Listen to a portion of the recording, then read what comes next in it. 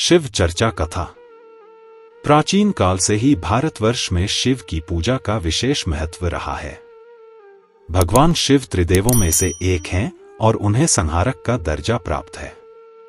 वे सृष्टि के पालनकर्ता विष्णु और सृष्टिकर्ता ब्रह्मा के साथ मिलकर सृष्टि की 3 महत्वपूर्ण भूमिकाओं का निर्वाह करते हैं। शिव को महादेव, नीलकंठ, भोलेनाथ और शंकर जैसे अनेक नामों से जाना जाता है। शिव की पूजा से मनुष्य को शांति, मोक्ष और सांसारिक सुख की प्राप्ति होती है।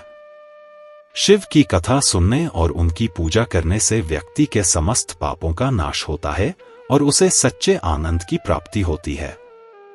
शिव चर्चा की कथा धार्मिक आयोजन और लोक संस्कृति का अभिन्न हिस्सा है। शिव चर्चा का शाब्दिक अर्थ है शिव के गुणों, कार्यों और उनकी लीलाओं का वर्णन करना और उनकी महिमा का गायन करना। इस कथा के माध्यम से भगवान शिव की कृपा, उनका त्याग, उनका आशीर्वाद और उनकी जीवन शैली के विभिन्न पहलुओं पर चर्चा की जाती है। भगवान शिव का जन्म। शिव पुराण के अनुसार भगवान शिव का कोई जन्म नहीं है। उन्हें अनादि और अनंत माना जाता है। वे सृष्टि के आरंभ से ही हैं और अंत तक रहेंगे।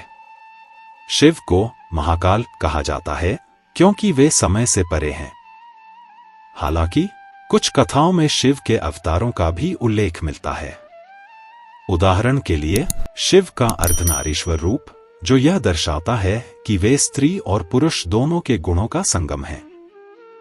शिव के शरीर पर चंद्रमा सुशोभित होता है और उनकी जटाओं में गंगा का वास है। उनके गले में सर्पों की माला होती है और वे व्याघ्रचर्म, बाघ की खाल धारण करते हैं। भगवान शिव का यह रूप भक्तों के बीच अत्यधिक लोकप्रिय है और उनका यह रूप विभिन्न संस्कृतियों और धार्मिक अनुष्ठानों में पूजनीय है। शिव और पार्वती की कथा। भगवान शिव की पत्नी माता पार्वती हैं। पार्वती का जन्म हिमालय के राजा हिमवान और रानी मैना के घर हुआ था। पार्वती ने शिव को पति रूप में पाने के लिए कठोर तपस्या की थी। उनकी तपस्या से प्रसन्न होकर शिव ने उन्हें पत्नी रूप में स्वीकार किया। शिव और पार्वती का विवाह अत्यंत दिव्य और विशिष्ट माना जाता है। इस विवाह से भगवान कार्तिकेय और गणेश का जन्म हुआ। पार्वती को शक्ति का रूप माना जाता है। शिव और शक्ति दोनों मिलकर सृष्टि के संतुलन को बनाए रखते हैं। जब भी संसार में कोई संकट आता है, तब शिव और पार्वती उस संकट का निवारण करते हैं। शिव बिना पार्वती के अपूर्ण माने जाते हैं, इसलिए उन्हें अर्धनारीश्वर के रूप में भी पूजा जाता है, जिसमें आधा शरीर शिव का और आधा शरीर पार्वती का होता है। भगवान शिव का नटराज रूप। शिव को नृत्य का देवता भी कहा जाता है। उनका नटराज रूप अत्यधिक प्रसिद्ध है, जिसमें वे तांडव नृत्य कर रहे होते हैं। तांडव नृत्य सृष्टि के निर्माण और संहार का प्रतीक है। जब शिव तांडव करते हैं, तब सृष्टि की सारी शक्तियां उनके साथ नृत्य करती हैं।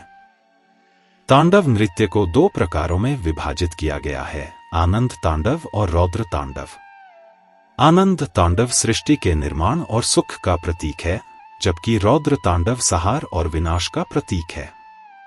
यह कथा इस बात की ओर इशारा करती है कि जीवन और मृत्यु, निर्माण और विनाश, सुख और दुख सभी शिव की इच्छा और उनके नृत्य का ही एक हिस्सा हैं। शिव का नटराज रूप यह दर्शाता है कि सृष्टि के सारे परिवर्तन और घटनाएं शिव के नियंत्रण में हैं। शिव का विषपान। समुद्र मंथन की कथा में भगवान शिव की महानता और त्याग का वर्णन मिलता है। जब देवताओं और असुरों ने मिलकर समुद्र मंथन किया, तब उसमें से अमृत के साथ साथ विष भी निकला। उस विष से सारा संसार जलने लगा। तब देवताओं ने शिव से प्रार्थना की कि वे इस संकट का निवारण करें। शिव ने अपने गले में उस विष को धारण कर लिया और उसे निगला नहीं, ताकि वह उनके शरीर में ना जाए। विष के प्रभाव से उनका गला नीला हो गया और तब से उन्हें नीलकंठ कहा जाने लगा। यह कथा हमें सिखाती है कि जब भी संसार में कोई बड़ी समस्या आती है, तो भगवान शिव अपने भक्तों की रक्षा के लिए स्वयं संकट को अपने ऊपर ले लेते हैं। उनका यह त्याग अत्यधिक प्रेरणादायक है और यह दर्शाता है कि एक सच्चा नेता वही होता है जो अपने अनुयायियों की सुरक्षा के लिए किसी भी प्रकार का बलिदान कर सकता है। शिवलिंग की पूजा। भगवान शिव को शिवलिंग के रूप में भी पूजा जाता है। शिवलिंग सृष्टि की अनंतता और ब्रह्मांड के चक्र का प्रतीक है। शिवलिंग की पूजा में जल, दूध, बेलपत्र, धतूरा और भांग का विशेष महत्व है।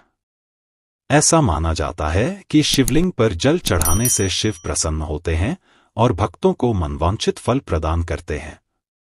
शिवलिंग की पूजा करने से व्यक्ति के जीवन से सभी प्रकार की नकारात्मक शक्तियां दूर होती हैं और उसे मानसिक और शारीरिक शांति प्राप्त होती है। भक्तों के प्रति शिव की कृपा। भगवान शिव को भोलेनाथ कहा जाता है क्योंकि वे अपने भक्तों की सरलता और भक्ति से अत्यंत प्रसन्न होते हैं। वे शीघ्र ही प्रसन्न होने वाले देवता हैं। पुराणों में अनेक कथाएं मिलती हैं जिनमें शिव ने अपने भक्तों को वरदान देकर उनकी कठिनाइयां दूर की। भक्त चाहे साधारण हो या असाधारण, यदि उसकी भक्ति सच्ची होती है तो शिव उसकी मनोकामना पूरी करते हैं। इसी कारण भगवान शिव को आशुतोष भी कहा जाता है। भगवान शिव का एक और महत्वपूर्ण गुण है कि वे न केवल देवताओं के बल्कि असुरों के भी प्रिय हैं। वे सभी को समान दृष्टि से देखते हैं और जो भी उन्हें सच्चे मन से याद करता है उसे आशीर्वाद प्रदान करते हैं।